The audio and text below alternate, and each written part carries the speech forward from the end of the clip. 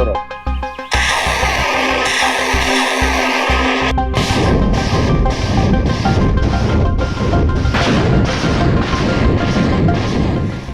Ukraine ने रूस को दहला दिया।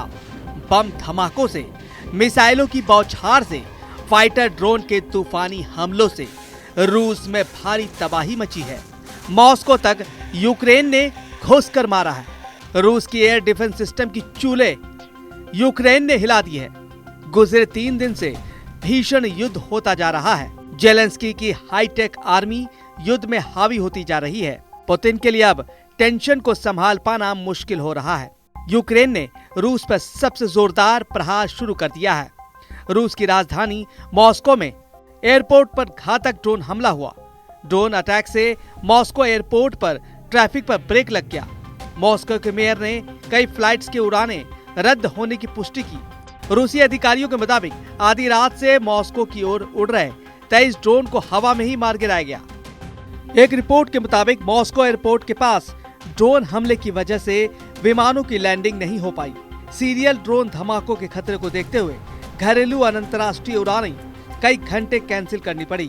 क्रेमलिन के मुताबिक गुजरे 3 दिन में यूक्रेन ने रूस में लंबी दूरी तक मार करने वाले 485 ड्रोन से हमले किए। इनमें से 63 ड्रोन ऐसे थे जो सीधे मॉस्को पर दागे गए। यूक्रेन के 112 फाइटर ड्रोन ने बारूदी तहलका मचा दिया। रूस के बड़े हथियार डिपो को मिसाइल धमाके से जेलेंस्की आर्मी ने उड़ा डाला।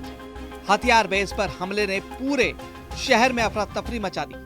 मिसाइल धमाके के बाद हथियार डिपो पर रखे बारूद में लगी आग से हाहाकार मच गया। 23 मई की सुबह रूस के लिपेत्स्क में एनर्जिया प्लांट को बारूद बरसाकर बर्बाद कर दिया गया। रूसी हथियारों में इस्तेमाल होने वाली बैटरी और बिजली उपकरणों के कारखानों पर तबाही से रूस को बड़ा झटका लगा है। यूक्रेन का जोर रूस के हथियार गोदाम चलाने पर है। वहीं रूस ने भी जल्द बहुत बड़े पलटवार के सिग्नल दिए हैं। पुतिन ने रूस और यूक्रेन के बीच बफरजोर मनाने का ऐलान कर दिया। यूक्रेन के हमले के जवाब में रूस ने भी ड्रोन अटैक किया। रूस के ड्रोन धमाके यूक्रेन के ओदेसा, चिनिट्स, पोल्टावा, इवानो फ्रैंकिवास्क में हुआ है। 3 दिनों से युद्ध का रुख जैसे पलटा है, उसे साफ है कि ट्रंप की शांति वार्ता की सारी कोशिशें बेमानी हो चुकी हैं। यूक्रेन रूस के बीच कैदियों की अदला बदली को लेकर किए गए ट्रंप के दावे की भी जेलेंस्की ने हवा निकाल दी है। ट्रंप ने शुक्रवार को घोषणा की थी कि कैदियों की अदला बदली पूरी हो चुकी है। दोनों देशों को बधाई। लेकिन कीव पोस्ट की रिपोर्ट में दावा किया गया है कि बॉर्डर पर अभी भी बंदियों की अदला बदली पूरी नहीं हुई है। तुर्की के इस्तांबुल में हुई बातचीत में दोनों देश 1000 कैदियों की अदला बदली के लिए राजी हुए थे। यूक्रेन ने रूस को 1000 बंदियों की लिस्ट भी दे रखी है, मगर अब तक ये वादा पूरा नहीं हुआ। इसकी वजह कुर्स्क रीजन में रूस को पेश आ रही मुश्किलें हैं।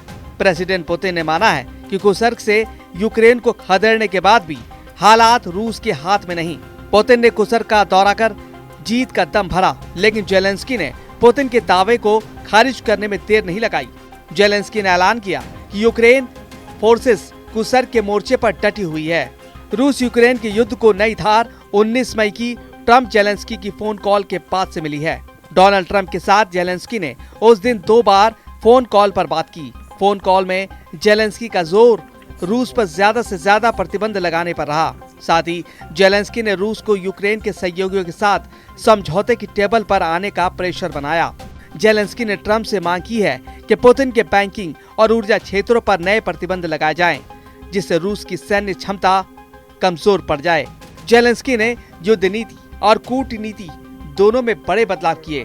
ट्रंप पर जेलेंस्की को ज्यादा भरोसा नहीं है, इसलिए उनका जोर हर मसले में यूरोपीय यूनियन को शामिल करने का है। इस बीच रूस ने वेटिकन में यूक्रेन से बातचीत करने पर रेड सिग्नल दिखा दिया है। रूस के विदेश मंत्री ने कहा कि वेटिकन में रूस यूक्रेन से शांति वार्ता का पक्षधर नहीं है। वहीं जेलेंस्की ने आरोप लगाया है कि पुतिन समझौते के बाद भी युद्ध भड़काकर ज्यादा से ज्यादा समय बिता रहे हैं ताकि यूक्रेन की जमीन पर कब्जा किया जा सके। पुतिन के वॉर प्लान को लेकर अमेरिकी एजेंसी ने भी खौफनाक अपडेट दे दिए हैं।